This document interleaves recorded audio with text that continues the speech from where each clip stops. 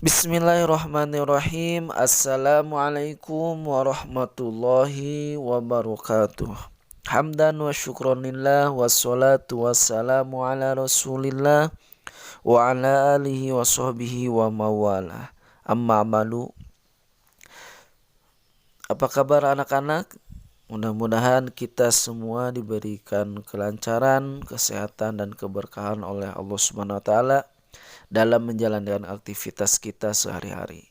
Amin amin ya robbal alamin. Mari kita awali pembelajaran Kurdis hari ini dengan membacakan basmalah dan doa. Bismillahirrahmanirrahim. Allahumma inna nas'aluka ilman nafi'a wa rizqan wasi'a wa shifaan min kulli dha'i wa saqami ya arhamar rahimin. Rabbi syrah li sadri wa yassir li amri wahlul 'uqdatam min lisani yafqahu qawli. Amin amin ya robbal alamin. Silakan kalian membacakan Asmaul Husna di rumah masing-masing. Baik anak-anak, untuk pembelajaran Kurdis hari ini silakan kalian buka buku Kurdisnya halaman 30 bab 3 tentang izhar dan ikhfa. Untuk materi hari ini Bapak akan menjelaskan tentang izhar. Nah, pengertian izhar secara bahasa, izhar berarti jelas. Pada saat membaca Al-Quran, maksud izhar adalah membaca huruf nun sukun atau tanwin dengan jelas. Bacaan izhar lebih lengkapnya izhar halki terjadi apabila nun sukun atau tanwin bertemu dengan salah satu huruf yang keluar dari tenggorokan, atau disebut huruf halkiyah. Huruf halkiyah berjumlah ada 6, yaitu yang pertama hamzah, yang kedua ha, yang ketiga kha, yang keempat ain, yang kelima ghain, yang keenam ha. Nah, itu ada 6 huruf izhar halki. Gitu. Ya. Nah, di sini di buku Kurdis ini izhar ada 2 bagian. Yang pertama izhar halki, yang kedua izhar syafawi. Nah, sedangkan izhar halki dengan izhar syafawi itu beda permasalahan. Gitu ya. Coba kalian lihat kalau punya buku yang lainnya seperti buku BTQ atau buku Kurdis yang kelas 3 kemarin kalau tidak salah. Gitu ya. Izhar halki itu termasuk hukum nun mati dan tanwin yang mana hurufnya ada 6 yang tadi disebutkan. Nah, sedangkan izhar syafawi ini termasuk hukum mim mati gitu. Bukan hukum nun mati dan tanwin.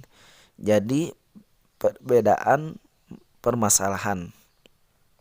Kalau izhar halki termasuk kepada hukum nun mati dan tanwin.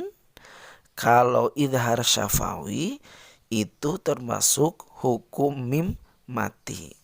Nah, kalau diulangi kembali, mudah-mudahan kalian masih ingat. Hukum nun mati itu ada 4. Yang pertama izhar halki, yang kedua idgham, yang ketiga iqlab, yang keempat ikhfa. Gitu ya.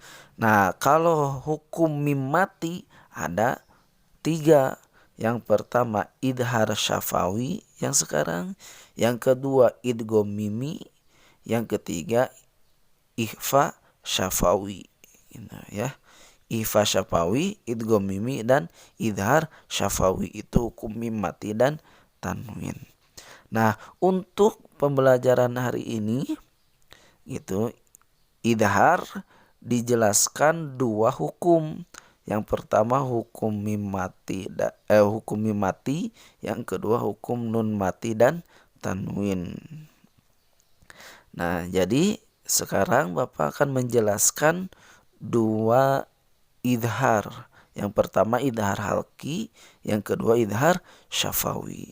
Nah, untuk pertama yaitu idhar halki, secara bahasa idhar berarti jelas, gitu ya. Jelas apanya? Jelas dibacanya nun mati dan tanwinnya, gitu ya. Jelas, tidak dimasukkan atau tidak samar. Nun mati dan tanwinnya dibaca jelas. Sedangkan menurut istilah ilmu tajwid, pengucapan setiap huruf nun sukun atau tanwin sesuai dengan makhrajnya. Maksudnya itu tempat keluarnya huruf. Tanpa digunakan jika bertemu dengan salah satu huruf halkiyah yang berjumlah 6. Yang tadi Bapak sebutkan. Itu. Kita langsung ke contohnya saja sebelum melanjutkan ke idhar syafawi. Silakan kalian lihat di halaman 31. Ada contoh tentang hukum nun mati dan tanwin. Yang hamzah seperti man amana. Nah, nun matinya jelas dibaca man amana, tidak mang amana, tidak begitu. Itu atau mau amana, tidak begitu. Tapi nun matinya jelas dibacanya seperti man amana. Nah, itu jelas nun matinya. Atau tanwin. Mau tanwin fathah atau tanwin kasroh ataupun tanwin domah, gitu ya. Itu harus jelas dibaca tanwinnya. Seperti yang nomor yang kedua, hasidin idza hasad. Hasidin, din itu jelas tanwin kasroh. Sesudah tanwin ada hamzah. Tidak begini bacaannya hasidin idza, tidak begitu. Tidak diikhfakan, tapi diidharkan. Hasidin idza, jadi jelas tanwin kasrohnya. Nah, sama seperti begitu yang lain juga. Mau ha, mau kho, mau ain, mau ghain, mau ha, itu pembacaan nun mati atau tanwinnya harus jelas. Min hasib, min hasib, nun mati dibacanya jelas. Sesudah nun mati ada huruf idhar halki yaitu ha, min hasib, tidak min hasib. Tidak begitu. Jadi untuk idhar halki itu pembacaan nun mati dan tanwinnya harus jelas. Itu. Nah, anak-anak, sekarang idhar bagian B yaitu idhar syafawi. Nah, untuk idhar syafawi ini hurufnya ada 26 selain huruf mim dan ba. Nah, coba lihat di buku halaman 30. Idhar syafawi artinya apabila mim mati bertemu huruf selain huruf mim dan huruf ba. Nah, itu. Jadi huruf idhar syafawi itu ada 26 selain huruf mim dan huruf ba. Nah, coba lihat kalian susunan huruf hijaiyah itu ada 28. Nah, yang 28 itu selain huruf mim dan ba, maka itu disebut idhar syafawi. Jadi bila mana mim mati ketemu dengan huruf idhar syafawi, maka dibacanya harus jelas. Jelas apanya? Mim matinya harus jelas. Harus dibaca dengan jelas mim matinya. Gitu. Nah, cara pengucapannya, huruf mim harus tampak jelas tanpa gunah dengan mulut tertutup sempurna. Contohnya seperti apa? Contoh coba kalian lihat di surah Al-Baqarah ayat yang apa, kalau tidak salah ayat 2 atau 3 gitu ya.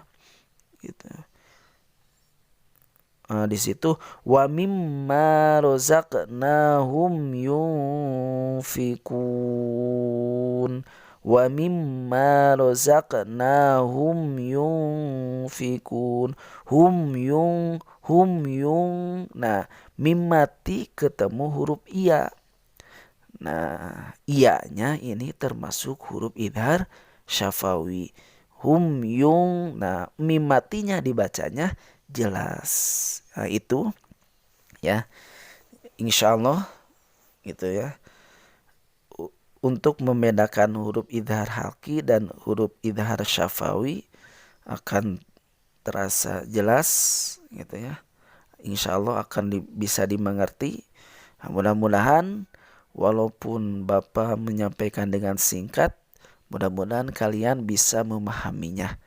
Itu silakan kalian pelajari, pahami gitu ya tentang idhar halki dan idhar syafawi. Nah, terima kasih, itu mungkin materi pembelajaran hari ini dari Bapak. Mohon maaf atas kekurangannya. Kita akhiri dengan bacaan hamdalah dan doa. Alhamdulillahirabbil alamin. Subhanakallahumma wa bihamdika asyhadu an la ilaha illa anta astaghfiruka wa atubu ilaih. Wa'afu minkum. Wassalamualaikum warahmatullahi wabarakatuh.